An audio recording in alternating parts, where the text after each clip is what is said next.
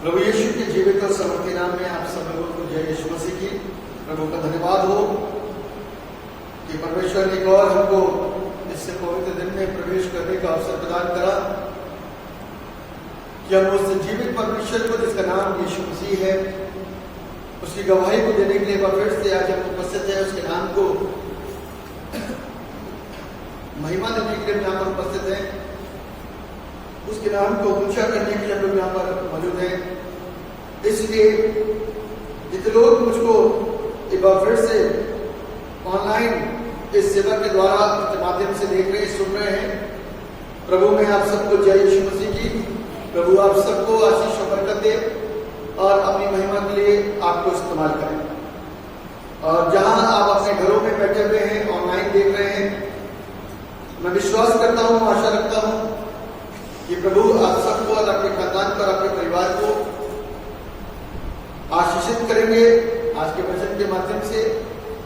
और आप बहुत सारी बातों को सीखेंगे और जानेंगे और बहुत सारी चीजें जो हम जानते हैं लेकिन उसका सही रूप नहीं मालूम हमको कि कैसे इसका इस्तेमाल करना अपनी लाइफ के अंदर, उसको भी जानने पाएंगे। क्योंकि कलाम हमको सिखाता है, जब तक कोई ना सिखाए तब तक हम सीख नहीं सकते, जान नहीं सकते, समझ नहीं सकते। वो उसको सीखने के लिए, उसको समझने के लिए हम अपने आप को तैयार करेंगे। और इससे पहले कि हम अपने आप को तैयार करें, मैं आपके सामने वचन का एक हिस्सा पढ़ूंगा, उसके बाद में एक छोटी सी प्रार्थना करके उसके बाद में वचन को आरंभ करूंगा। मेरे साथ निकाल लीजिएगा लूका रचित सुसमाचार उसका 24 अध्याय। लूका रचित सुसमाचार उसका 24 अध्याय और उसके 13 पद से मैं आपके सामने पढ़ूंगा। लूका रचित सुसमाचार उसका 24 अध्याय और उसके 13वें पद से मैं आपके सामने पढ़ने के लिए जा रहा हूं।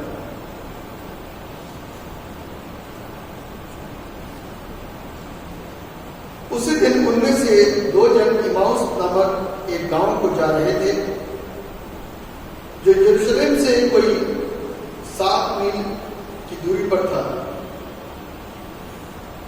फिर सब बातों पर जो हुई थी आपस में बातचीत करते जा रहे थे।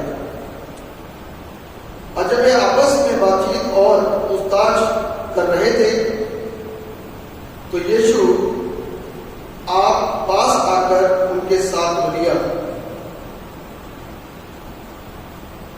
परंतु उनकी आंखें ऐसी बंद कर दी गई थी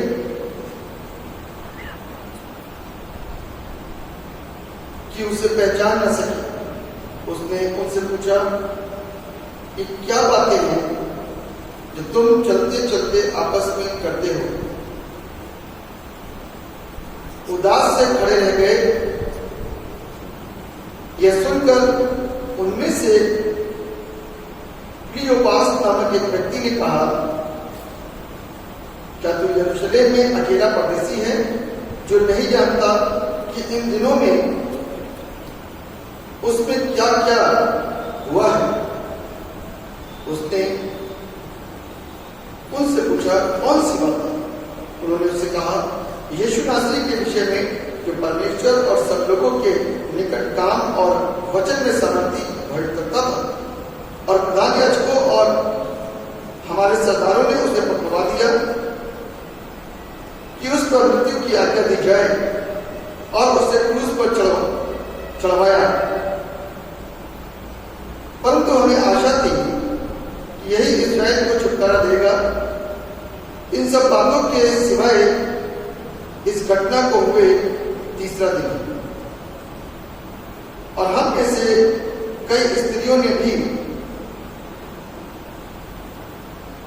हमें आश्रय में डाल दिया और भोर को कब्र पर आई थी।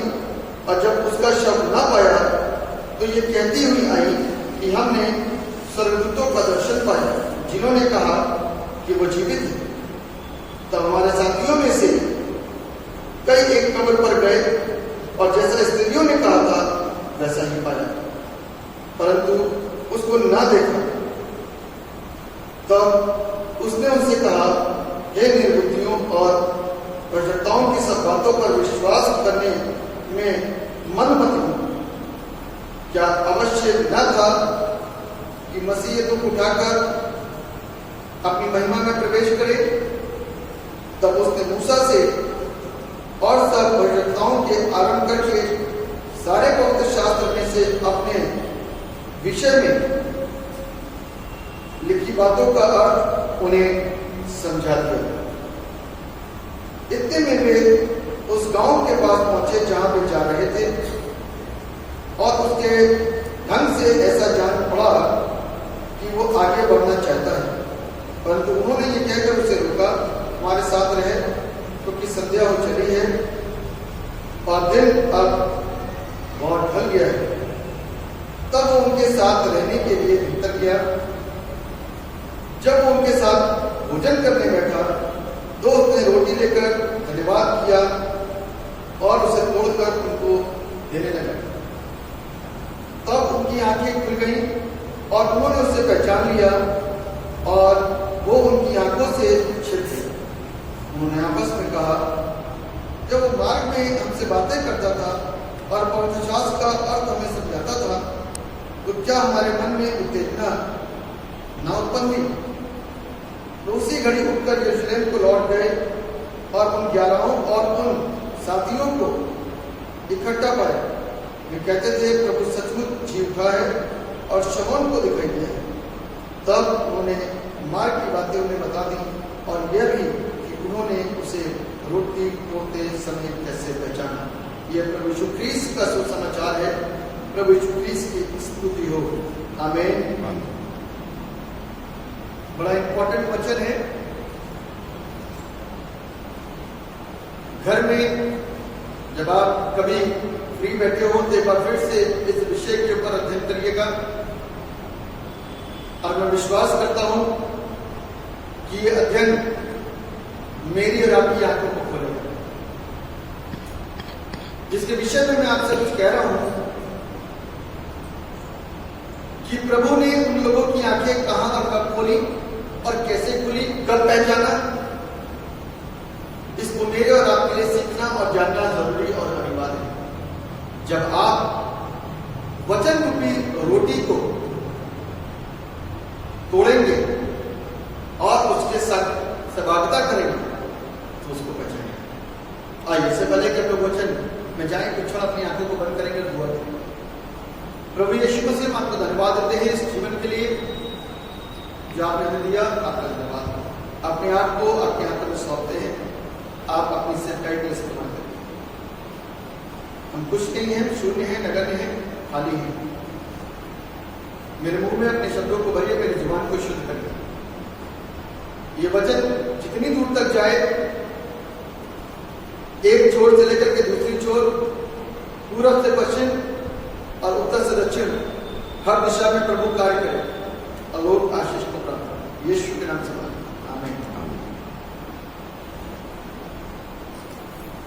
हालेलुया। प्रभु यीशु के जीवित और समर्थी नाम में एक बार फिर से आप सबको जय यीशु मसीह की बोलना चाहता हूं। जितने लोग मुझको ऑनलाइन इस सिखाई में देख रहे हैं, सुन रहे हैं, प्रभु का धन्यवाद। जिस विषय के ऊपर आज हम मनन करने जा रहे हैं वो है विटनेसेस टू क्राइस्ट रिजरेक्शन, प्रभु यीशु के पुनरुत्थान के गवाह। प्रभु यीशु के पुनरुत्थान के गवाह कहने का अर्थ यह है कि जितने लोगों ने प्रभु यीशु मसीह को देखा, कौन से यीशु मसीह को? उस प्रभु यीशु मसीह को जो पुनरुत्थित हुआ, जो मुर्दों में से जी उठा, और देखने के बाद में उन्होंने गवाही दी कि शमौन ने, स्त्रियों ने, चेलों ने, 500 लोगों ने प्रभु यीशु को देखा, और जो देख करके इस बात को वर्णन दे रहा है उसको गवाह बोलते हैं। इसीलिए जो थीम है, जो आज का शीर्षक है, वह है पुनरुत्थान के गवाह। और किसका पुनरुत्थान? सिर्फ एक ही का पुनरुत्थान है, और वह है पूरे इतिहास में, उसका नाम यीशु मसीह है। यीशु के पुनरुत्थान के गवाह। यीशु मसीह की मौत का आज तीसरा दिन है।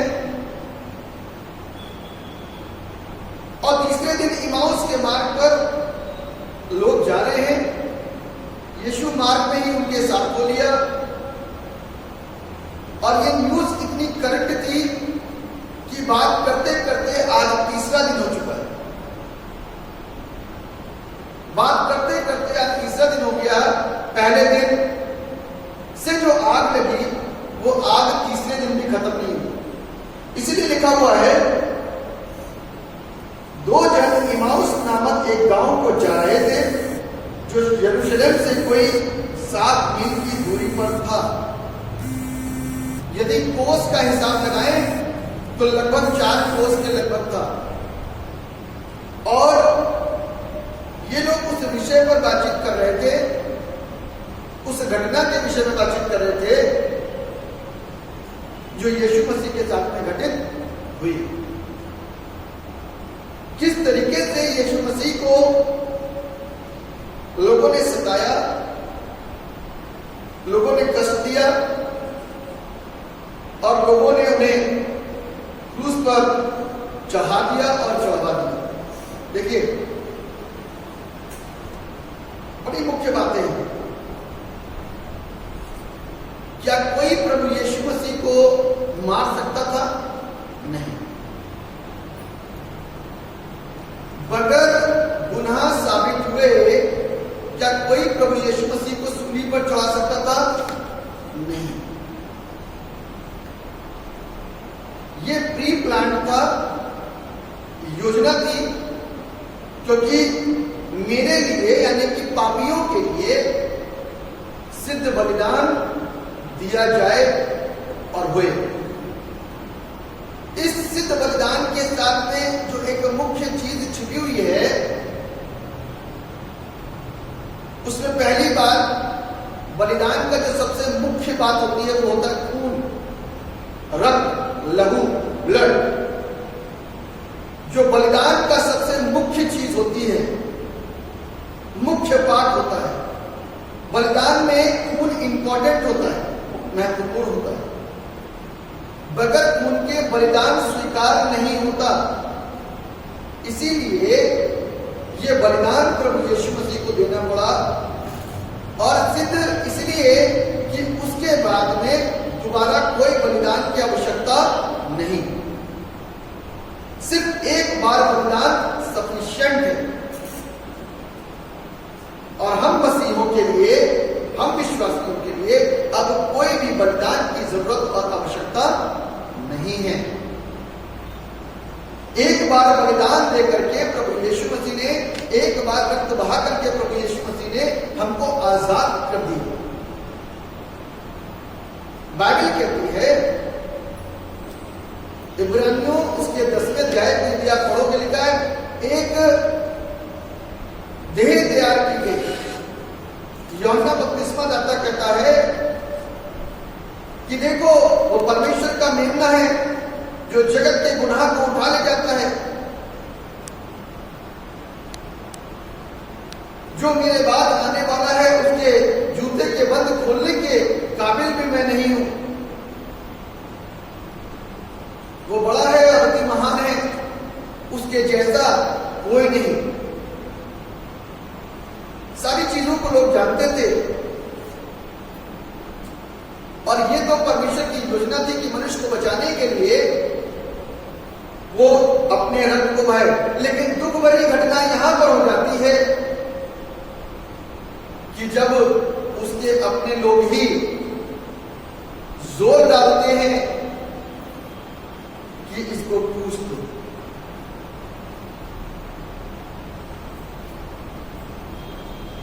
आज की तारीख में भी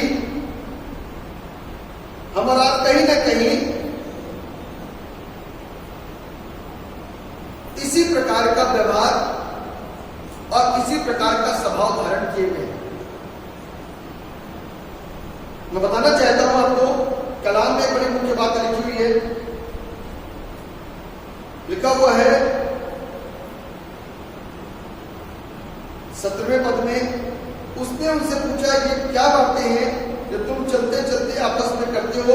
वे उदास से खड़े रह गए।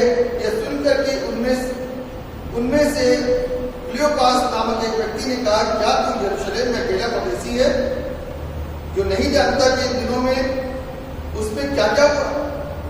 आप देखो,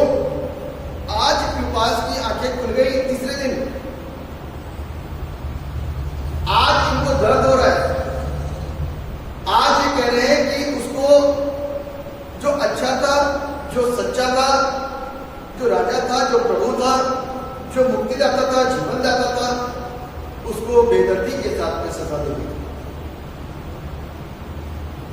लिखा है, यीशु ने उनसे पूछा, कौन सी बातें? उन्होंने उनसे कहा, यीशु नासरी के विषय में, जो परमेश्वर और सब लोगों के निकट काम और वचन में सामर्थी भविष्यता था, वचन के फैलाने में सामर्थी भविष्यता था। और लिखा हुआ है, और प्रधान याजकों और हमारे सरदारों ने उसे पकड़वा दिया कि उस पर मृत्यु की आज्ञा दी जाए और उसे क्रूस पर चढ़वा दिया। और लिखा हुआ है, परंतु हमें आशा थी कि यही इस्राएल को छुटकारा देगा। इन सब बातों के सिवाय इस घटना को हुए तीसरा दिन है। सारी चीजें उसने बता दी। कहता हम सबको आशा थी कि वो हमको छुटकारा देगा। हमारे पास में भी आशाएं हैं, लेकिन आशा हमारी कितनी स्थिर और कितनी मजबूत और कितनी टिकाऊ है, वो डिपेंड करता है हमारे अंदर छुपे हुए विश्वास के ऊपर।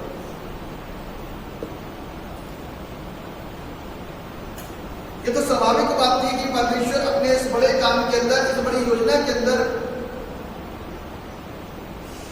किसी को रुकावट नहीं बनने देता। इसीलिए प्रभु ने लिखा हुआ है, मार्ग को उनके साथ में हो लिया और वो उसको पहचान ना पाए।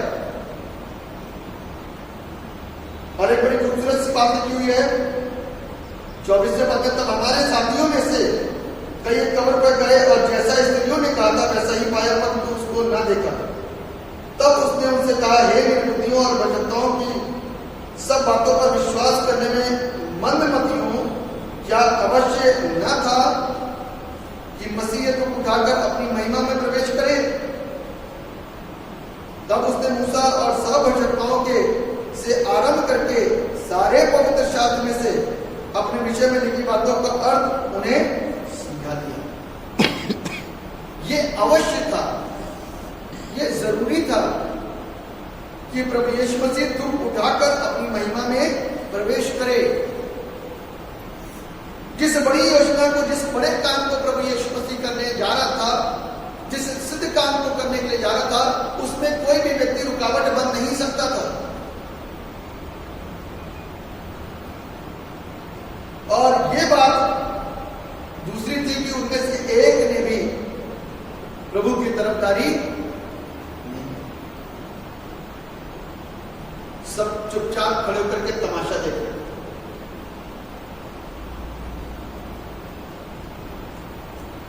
मैं एक चीज सिखाना चाहता हूं, ध्यान रखिएगा।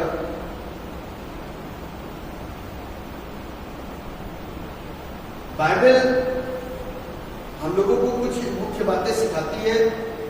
यदि हम सीख जाएंगे तो वो हमारे लिए लाभकारी होगा। जिस विषय के ऊपर आज हम मनन कर रहे हैं वह है प्रभु यीशु मसीह के पुनरुत्थान के गवाह। गवाह किसको कहते हैं?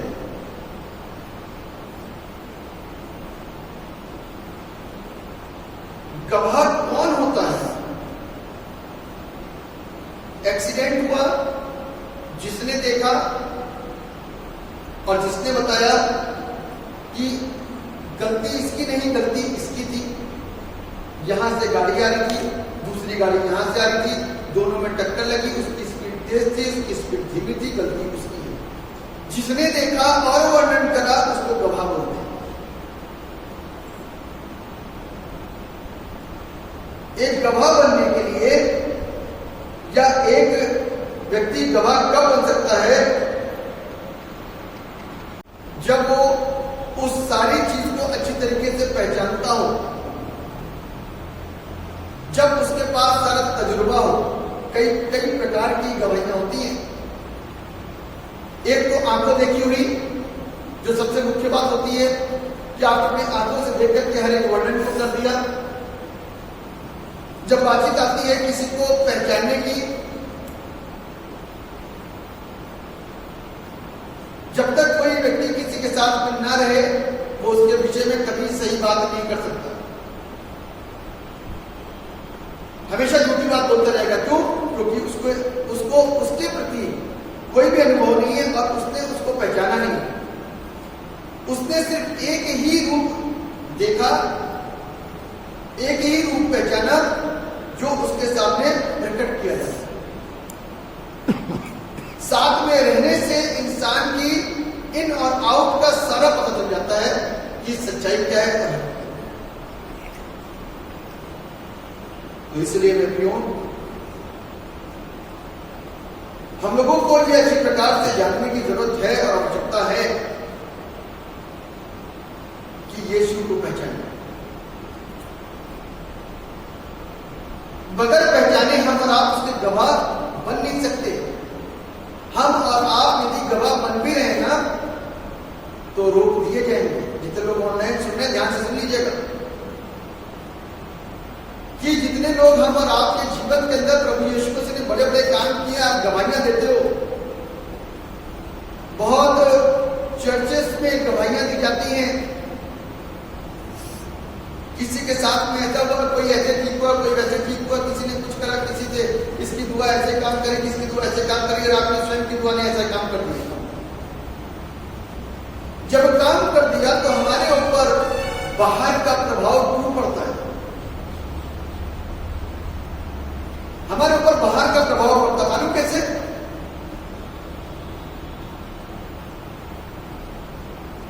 जब यीशु मसीह फसह के पर्व को मनाने के लिए यरूशलेम में गए, फसह का पर्व मनाने की सारी तैयारी है। लोग उसको एक राजा के रूप में देख चुके हैं, एक मसीहा के रूप में देख चुके हैं, एक छुड़ाने वाले के रूप में देख चुके हैं और उस पर अपने विश्वास को प्रकट कर रहे हैं, उसको अपना उद्धारकर्ता मान रहे हैं, हंस रहे हैं। हंसने का मतलब खुश हो रहे हैं, आनंदित हो रहे हैं।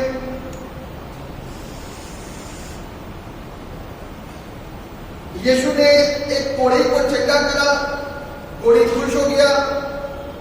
यीशु मसीह ने एक बेवा मां के बेटे की जारी हुई अर्थी में पड़े हुए उसके बेटे को स्पर्श करा, उसको जिंदा करा, मां खुश हो गई। उस लम्हे तक का आनंद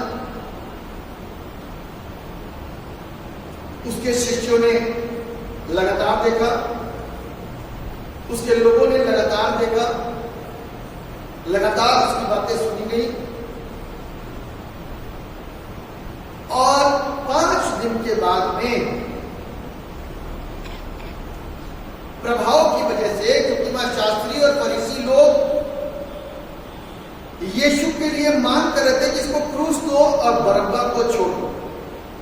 देखो जी कितनी बड़ी बात है। यहां पर लिखा हुआ है वो धर्मी था, वो भविष्यवक्ता था, वो अच्छा करने वाला था, लेकिन प्रधान याजकों ने उसको मरवा दिया, उसको क्रूस दे दिया। मांग किसकी कर रहे हैं? देखिए ये काम तो जानबूझ के किया जा रहा है। किसके द्वारा? जो मुख्य है, प्रधान याजक, शास्त्री, फरीसी, ये तो उनकी योजना है कि यीशु को मारा जाए। लेकिन वो भीड़ जो 5 दिन पहले थी और वो भीड़ जो यीशु मसीह के द्वारा जीवन पाई हुई थी, वो भीड़ जिसने यीशु के द्वारा बड़े बड़े चिन्ह और चमत्कारों को देखा था, वो भीड़ों के मुंह लोगों के सामने बंद क्यों हो गए? आज वो गवाही क्यों नहीं दे पा रहे? क्योंकि बड़े लोगों का प्रभाव छोटे लोगों के ऊपर पड़ता है, इसलिए हमारे मुंह बंद हो जाते हैं। इसलिए क्या होता है? हमारे मुंह बंद हो जाते हैं। इसीलिए मांग बरअब्बा की जा रही है। एक को फसह के वक्त में छोड़ा जाता था, एक गुनहगार को। चुन लो किसको चाहिए तुम्हें? उसने कहा बरअब्बा को छोड़ दिया, लेकिन यीशु को क्रूस दे दिया। प्रधान याजकों की तो ये चाल थी, क्योंकि यीशु के द्वारा, यीशु मसीह के कार्यों के द्वारा उनके सारे प्लान, उनकी सारी योजनाएं उनके सारे षड्यंत्र, उनके सारे बेवकूफ बनाने वाले सारे राज खुल जा रहे थे। तभी कहता है कि फरीसियों के, शास्त्रियों के खमीर से बच करके रहो। उनके राज खुल रहे थे, उनका जो पैटर्न था, जो उनकी लिटरेचर थी, जो शिक्षा सिखाने वाली उनकी बुद्धि थी, वो सब नष्ट हो रही थी यीशु के सामने। तो इसलिए उनको तो यीशु मसीह को अपने रास्ते से हटाना था, साफ करना था। वो इसलिए यीशु मसीह को आरोप लगा रहे थे और यीशु मसीह को क्रूस पर चढ़ाने के लिए गुहार कर रहे थे। लेकिन उनका क्या हुआ? जो चंगे हुए, जिनका कोढ़ ठीक हुआ, जो मुर्दों में से जी उठे, मुर्दों में से जिलाया गया, यानी कि लाजर को मुर्दों में से जिलाया गया यीशु मसीह के द्वारा, जो दुष्ट आत्माओं से आजाद हुए, आज उन लोगों के मुंह कैसे सिल गए? तब तो हालेलुया और प्रेज द लॉर्ड। कौन हमको मसीह के प्रेम से अलग कर सकता है? अधिकारी का प्रभाव, मृत्यु, बीमारी, रोग, कष्ट, पीड़ा, बहुत सारी चीजें, बहुत सारी बातें हैं। ध्यान रखना, जब मैं और आप सेवकाई में आए, प्रभु के पास में आए, प्रभु के निकट में आए, तो सारी बातों का विचार करके आए। कौन हमको मसीह के प्रेम से अलग कर सकता है? हो सकता है कि बपतिस्मे के वक्त में, जब बपतिस्मे की तैयारी हो रही हो, तब हो सकता है हमारे सामने रुकावट खड़ी हो जाए, क्योंकि बपतिस्मे में बहुत सारी चीजें होती हैं और रुकावटें आ जाए और हम मसीह को छोड़ दें। हो सकता है हमारे घर के लोगों का प्रभाव हमारे पर पड़ जाए, तो हम मसीह के लिए चुप बैठे, गवाही ना दे पाए। आज जो सबक है, आज जो शिक्षा है, वो है यीशु मसीह के पुनरुत्थान के गवाह। यदि आज वो हमारे जीवनों के अंदर जीवता है, तो मैं ऐसा विश्वास करता हूं कि कोई ताकत हमारे अंदर से गवाही को बाहर आने के लिए रोक नहीं सकती। ना तो मृत्यु, ना बीमारी, ना अधिकारी, ना प्रभाव। लेकिन वो हमारे जीवनों के अंदर उसका जन्म होना चाहिए, हमारे जीवनों के अंदर उसका जीवना होना चाहिए। यदि नहीं है तो परेशानियों में है।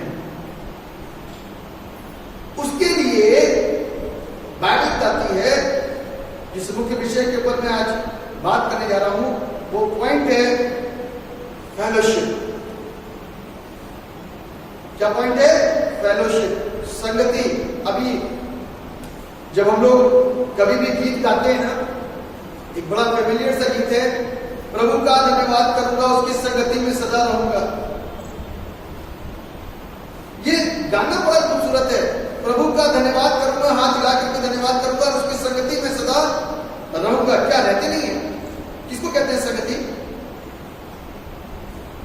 चर्च से जाना संगति है, घर में परिवार के साथ में प्रार्थना करना संगति है, मित्रों के साथ में बांटना संगति है। ये संगति तो एक ग्रुप की संगति है। अब एक संगति ऐसी होती है जब आपने प्रभु से बात करनी शुरू करी वचन को खोल करके, और प्रभु ने आपसे बातचीत करी वचन खोल करके। जब आपने प्रभु के साथ में आहें भर भर करके बात करनी शुरू करी, यानी कि प्रार्थना करना शुरू करा आपने, इसको बोलते हैं फेलोशिप, सिंगल और ग्रुप में। अब ये सारी फेलोशिप आप अच्छी तरीके जानते हो, लेकिन फेलोशिप वो इंपॉर्टेंट है कि जिस फेलोशिप के अंदर आपकी आंख खुल जाए, जिस फेलोशिप के अंदर हमारी आंख खुल जाए। अभी जितनी भी फेलोशिप हम कर रहे हैं ना, आंख नहीं खुल रही, इसी यीशु को पहचान नहीं पाते। ये भीड़ पहचान नहीं पाएगी, लोग पहचान नहीं पाएंगे। वो इतनी देर से बता रहा है, मूसा से लेकर के सारे नबियों तक की बातों को उसने खोल करके बता दिया, आंख नहीं खुली। कब खुली? और रोटी तोड़ते समय। जब आप प्रभु यीशु के साथ में रोटी तोड़ोगे, इन द सेंस जब वचन की गहराई में घुसोगे, तब उसको पहचान पाओगे। फेलोशिप तो सब लोग कर रहे हैं, नॉन क्रिश्चियंस भी कर रहे हैं, सब जगह फेलोशिप हो रही है, लेकिन प्रभु किसी को नहीं मिल रहा। यदि प्रभु मिल जाता इस फेलोशिप के अंदर, तो आज मैं और आपके जीवन बदल चुके होते। आज मैं और आप सुस्त और आलसी नहीं होते। धोखेबाज नहीं होते उसके साथ में। आज मैं और आप उसको फंसाने वाली भीड़ में खड़े हुए नहीं होते। आज मैं और आप उस भीड़ के सदस्य नहीं होते जिसको क्रूस दो। अभी तो बहुत पुरानी बात हो गई है।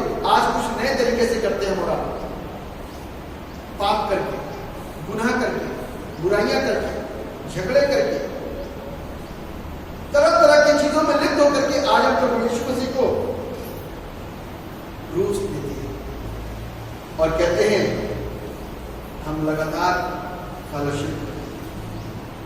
मेरे प्रियो, जब आप फेलोशिप में आते हो ना प्रभु के साथ में, वचन पढ़ते हो, तो वचन हमारी आंख खोलता है। वचन क्या करता है? वचन हमारी आंखों को खोलता है। जब प्रभु यीशु मसीह ने रोटी तोड़ी, आज मेरे और आपके जीवन की रोटी प्रभु का वचन है। जब प्रभु ने रोटी तोड़ी और उनको दी तो उनकी आंखें खुली। जिस समय आप इस वचन को पूरी रीति से अपने अंदर तोड़ करके लोगे, अपने आप को तोड़ोगे, अपने आप को खाली करोगे, तो प्रभु यीशु मसीह को पहचानने पाओगे। उससे पहले पहचान नहीं सकते। उससे पहले तो ये एक ऐसी पुस्तक है, आपने सवेरे उठाई पढ़ी, लेकिन भेद नहीं पता चल पाया। और 10 साल के बाद में पूछा जाए तो जवाब यही होगा, या तो मुंह बंद होगा, या कुछ का कुछ होगा, या फिर खोजा के समान बोलेंगे जब तक कोई ना समझाए तो कैसे समझे। बड़े खूबसूरती के साथ में इस बात के बयान को हम आराम करते हैं। क्यों? क्योंकि वचन के साथ में फेलोशिप नहीं है और वचन ही हमारी आंखों को खोलता है। आप कह सकते हो वचन तो पढ़ते हैं, लेकिन वचन की प्रैक्टिस होनी बहुत जरूरी है। प्रतिदिन रोटी मैं और आप प्रतिदिन खाते हैं, जिससे ना खाएं या उपवास रखें। कितने लोग पूछते भाई साहब उपवास कैसा होना चाहिए? मैं शिक्षा देना चाहता हूं तमाम लोगों को जो उपवास के साथ में रहते हो। मेरा एक सवाल है कि उपवास क्यों रखते हो? पहली बात, मैं उपवास की खिलाफत नहीं हूं। मेरा ये कहना है कि आप उपवास क्यों रखते हो? ऊपर वाले के साथ में वास करने के लिए। तो उसमें कोई इंटरप्शन, उसमें आप चाहते हो कोई आपको परेशान करे, आपको कोई डिस्टर्ब करे? यदि कहते हो हाँ तो उपवास मत रखो। यदि कहते हो ना तो किसी भी प्रकार का पानी से लेकर के चाय तक का, फ्रूट्स तक का कोई भी इंटरप्शन मत लो अपने बीच में। यदि यीशु मसीह को फॉलो कर रहे हैं आप, तो इस बात का ध्यान रखिए 40 दिन और 40 रात में रहा था और उस बड़े इंटरप्शन से हट करके, यानी कि अपने घर से हट करके जंगलों में आकर के उसने उस उपवास को रखा और अपनी तैयारी को करा। अब जंगल में तो हम जाने से रहे, लेकिन घर में सुबह से लेकर के शाम तक कैद तो हो सकते हैं। अभी भी तो कैद है, प्रेशर से हो या कैसे हो, लेकिन यदि यीशु को पहचानना है तो कैद हो जाइए कुछ दिनों के लिए और उसके साथ में संगति करिए, रोज प्रैक्टिस करिए, तो प्रभु की आशीष हमारे जीवन में आएंगी और आंखें खुल जाएंगी। क्योंकि आंखें नहीं खुली इसलिए आज गवाह नहीं हो। गवाह बनने के लिए आंखों का खुलना बहुत जरूरी है। आपने गौर किया कभी? बाइबल को खोला कभी शुरुआत से? उसमें लिखा हुआ है एक और बंदा आया जिसने आदम की पत्नी हवा के साथ में संगति करी। देखिएगा, अभी तो सिर्फ मैंने आत्मिक संगति की बात करी थी वचन के साथ में। इसके होने के बावजूद भी एक ऐसी संगति हमको बाहर के प्रभाव में लेकर के आती है और हमको हिला देती है, कमजोर बनाती है और गिरा देती है। और बड़े बड़े स्ट्रॉन्ग लीडर्स गिर जाते हैं। आदम गिर गया, हवा गिर गई। जहां आंख हटी वहीं दुर्घटना घटी। यानी कि जहां पर परमेश्वर से हम हटे, परमेश्वर की संगति से हटे, वहीं पर शैतान ने अपनी संगति मेरे और आपके ऊपर डाल दी और थोप दी। अभी पीछे कुछ ऐसी बातें हुई कि आपकी बाइबल में से बाल निकलेगा, बाल को पानी में डालना और पी लेना। बहुतों ने सुना होगा, खट्टा ना खाना, मीठा ना खाना, ये ना करना, वो ना करना। अब आप खुद सोच सकते हो, क्या परमेश्वर मुझको और आपको कहेगा पानी में बाल डाल कर पी ले? नहीं ना। कहां से आ रहा है? शैतान बीच बीच में एक एक जाल फेंकता है। और इतने पुराने ईसाई, इतने पुराने क्रिश्चियन या नए क्रिश्चियंस उसको बहकाओ। इसी को बोलते हैं कि आंखें नहीं खुली, क्योंकि अभी तक जो हम कर रहे हैं ना, वो गहराइयों में नहीं है, वो आत्मिक नहीं है, वो ऊपर ऊपर है। इसीलिए मेरे और आपके जीवन के अंदर प्रॉब्लम रहती है, और मैं और आप उस परमेश्वर को पहचान नहीं पाते और उसको क्या करते हैं? नजरअंदाज करते हैं। फेलोशिप करिए, वचन को पढ़िए, प्रार्थना को करिए, प्रैक्टिस करिए। जब मैं और आप प्रभु के साथ में फेलोशिप करेंगे, फेलोशिप करने के लिए मन बनाना पड़ता है। फेलोशिप करने के लिए मन बनाना पड़ता है। उसके साथ में फेलोशिप करने के लिए हमको और आपको अपने मन को बनाने की जरूरत और आवश्यकता है। जब मन बनाएंगे, अपने आप को खाली करेंगे, अपनी बुद्धि को मत थोपिए, अपनी आत्मिकता को, अपनी शिक्षा को मत थोपिए। जो कुछ सीखना है इसे सीखिए। पवित्र आत्मा गलत नहीं सिखा सकता, क्योंकि पवित्र आत्मा तो आंखें खोलने वाला है। पवित्र आत्मा गलत शिक्षाओं से आंखों को बंद करने वाला नहीं है, क्योंकि वो पवित्र है। इसलिए उससे जो भी पैदा होगा वो पवित्र ही पैदा होगा। उससे जो कुछ भी उत्पन्न होगा वो पवित्र ही उत्पन्न होगा, गलत उत्पन्न नहीं हो सकता। इसीलिए बाइबल हमको कहती है कि हम जब संगति करेंगे, फेलोशिप करेंगे, प्रैक्टिस करेंगे रोज, तब वो अपने आप को मेरे और आपके ऊपर जाहिर करेगा। जाहिर करना, पवित्र आत्मा का प्रगटीकरण होना, और पवित्र आत्मा मेरे और आपके ऊपर डाल देना, दे देना, उड़ेल देना, और उसके साथ में उसके गिफ्ट भी दे देना, उसके वरदान भी देना। आज वरदान को प्राप्त करने के बाद जब भी हमारी लाइफ के अंदर गड़बड़ियां होती हैं, मालूम है, कई बार हमारे जीवन के अंदर ये काम होते हैं सिर्फ मकसद को पूरा करने के। शाऊल के द्वारा, जो पहला राजा था, मकसद पूरा किया।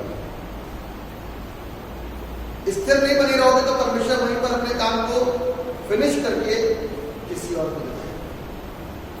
ब्लेसिंग तो है, वरदान तो है, पवित्र आत्मा तो है, देता भी है।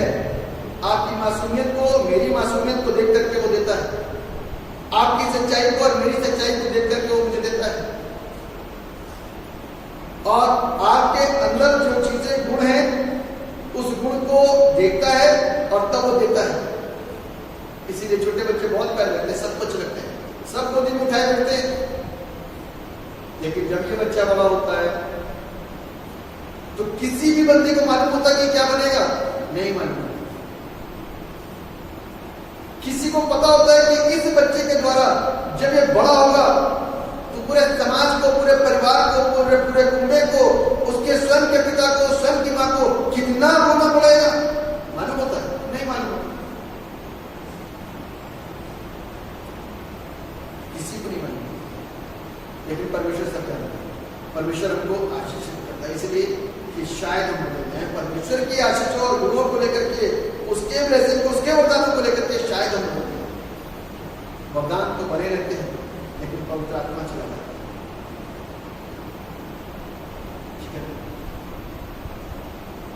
इसलिए आपने देखा होगा बहुत सारे चर्चेस के अंदर चमत्कार होते हैं, लेकिन चमत्कार जरूरी नहीं है कि वहां पर प्रभु भी विराजमान हो। शैतान भी चमत्कार करता है, और करेगा, अंत के दिनों में और जोर शोर के साथ में करेगा।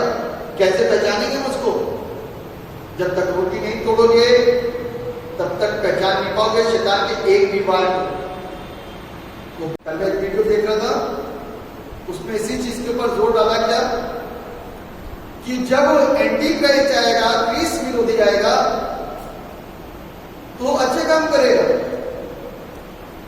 चर्च के फेवर के काम करेगा, और जब चर्च के फेवर के काम होंगे तो कौन उसको विरोधी मानेगा? और देखिए, चर्च के फेवर में काम होगा, ये आज जग जाहिर हो गया है, लेकिन उसके बावजूद भी लोग ठोकर खाएंगे, उसके बावजूद भी लोग उसको पहचान नहीं पाएंगे, उसके बावजूद भी लोग इतनी समझ नहीं रखेंगे। कारण क्योंकि वो रोटी नहीं तोड़ रहे हैं, वो खाना भूल नहीं रहे। प्रभु रोटी के वक्त में अपने आप को प्रकट कर रहा है, और इस रोटी को उठाने के वक्त में मेरे और आपके साथ में प्रॉब्लम होती है, मन नहीं बन पाएगा।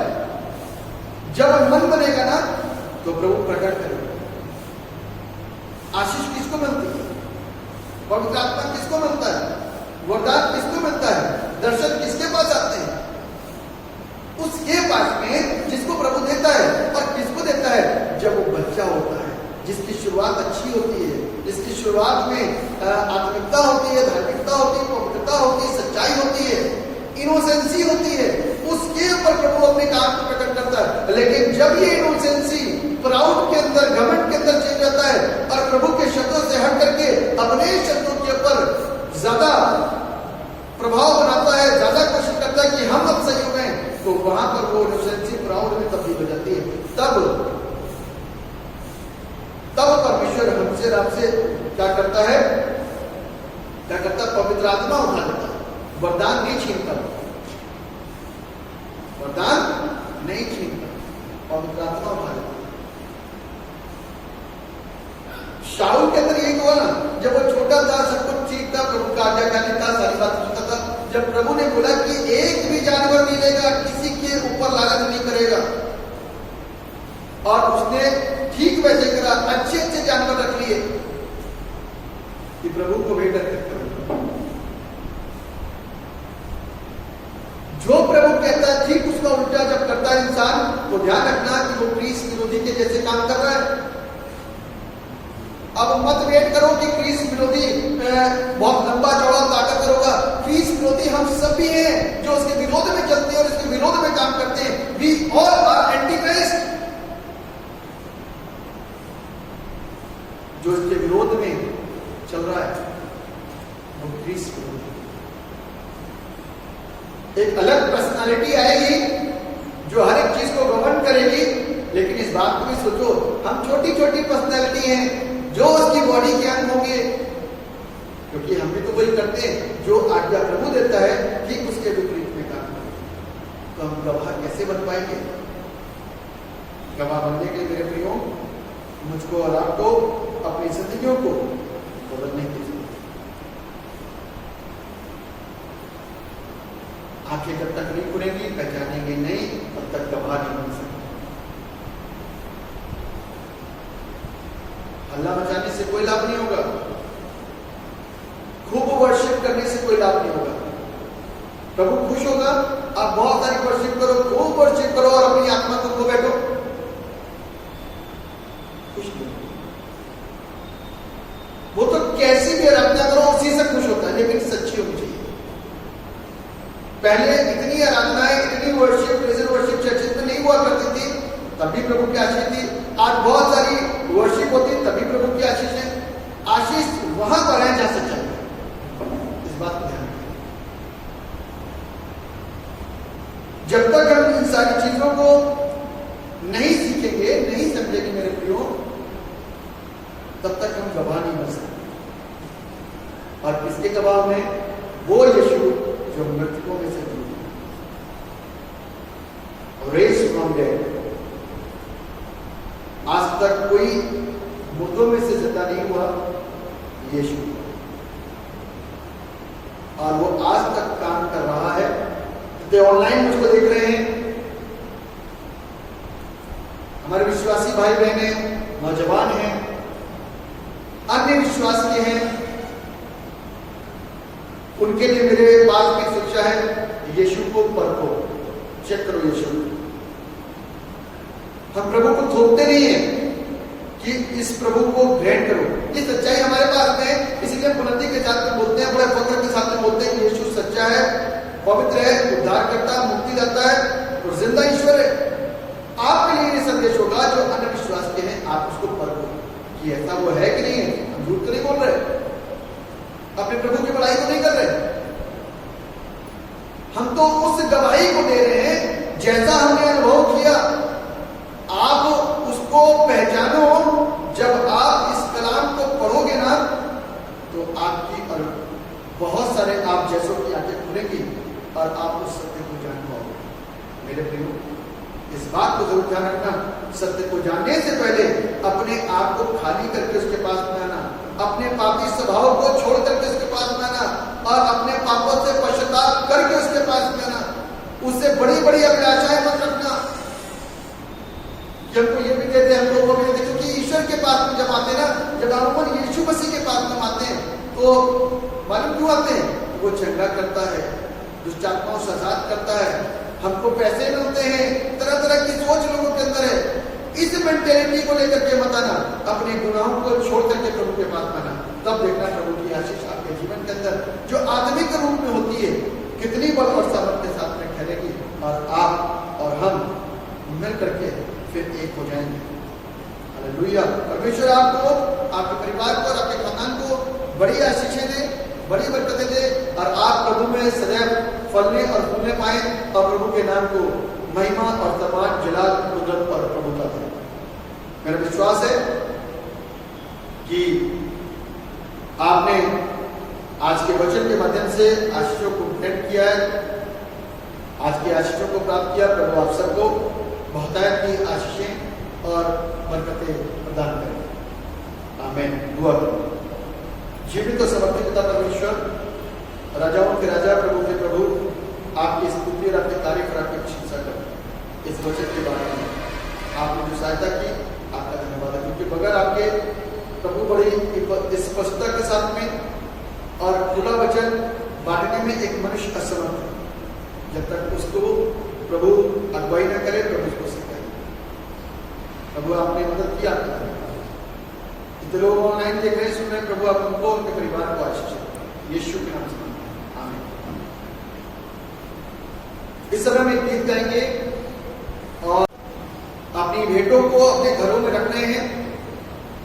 तो जब आप घर में अपनी भेंटों को रख रहे हैं और मुझको ला करके दे देते हैं और जितने लोग देख रहे हैं मुझको ऑनलाइन, तो इस समय हम लोग अपनी भेंटों को आप अपने पास इकट्ठा कर सकते हो। चर्च के लोग, जो हमारे चर्च के लोग हैं,